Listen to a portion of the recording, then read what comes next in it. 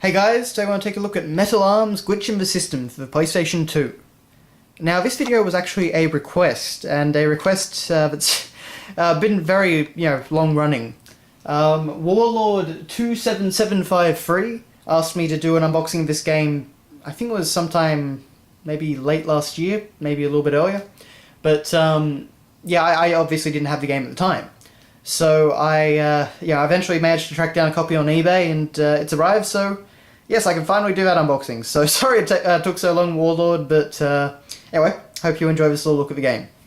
So on the front we have our main character, who is called Glitch, and we've got some of our enemies in the background as well.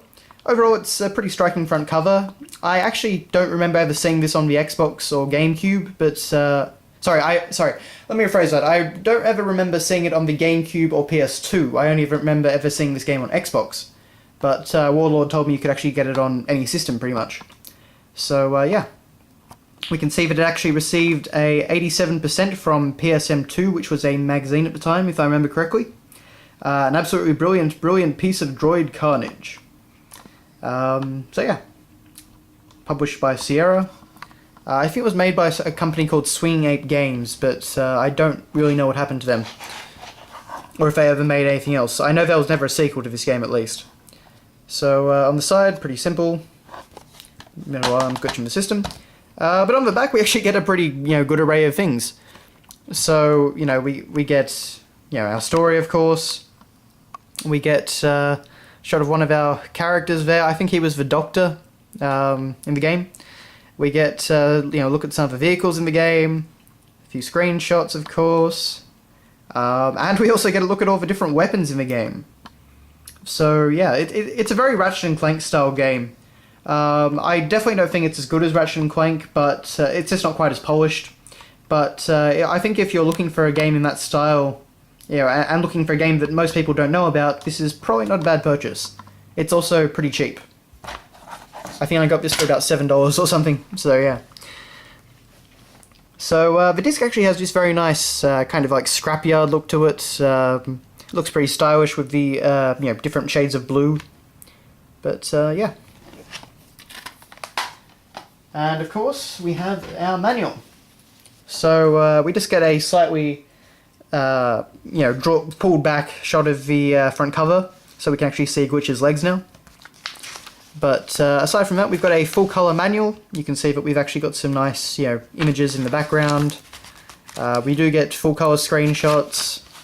As you can see, it goes for everything in pretty, good detail. We have kind of like a blueprint sort of thing there for our main character.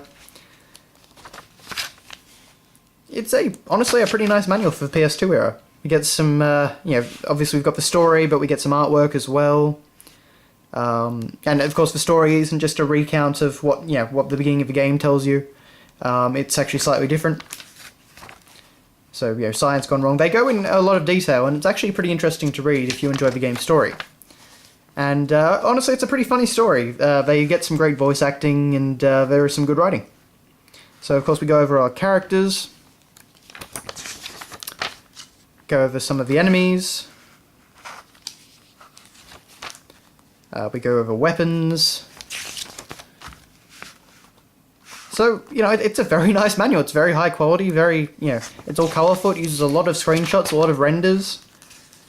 As far as the PS2 era goes, this is basically as good as it got. But, yeah. Multiplayer. And it's actually rather nice. We get a picture of the development team in black and white in front of Swinging Ape Studios. So, yeah. It's apparently it was founded in... Oh, actually, no, sorry. It says it was founded in 1923. Oh, I see. Okay. Yeah, so it's a joke little... It's kind of like a joke description of the company. But, yes. So, obviously the developers had a good sense of humour for this game. And we also have our classic notes section. And then on the back we actually get a little ad for the Hobbit game, which I remember spending many agonising hours playing back at the time that came out. The game, if I remember correctly, was a bit frustrating. But, yeah. So, kind of like the original Fellowship of the Ring game, the Hobbit game was completely. It was kind of based on the book, but it was just kind of completely whatever the developers want to do. So yeah, it's an interesting piece of history, if nothing else.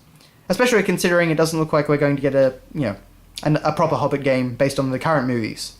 But anyway, sorry for that little Hobbit tangent.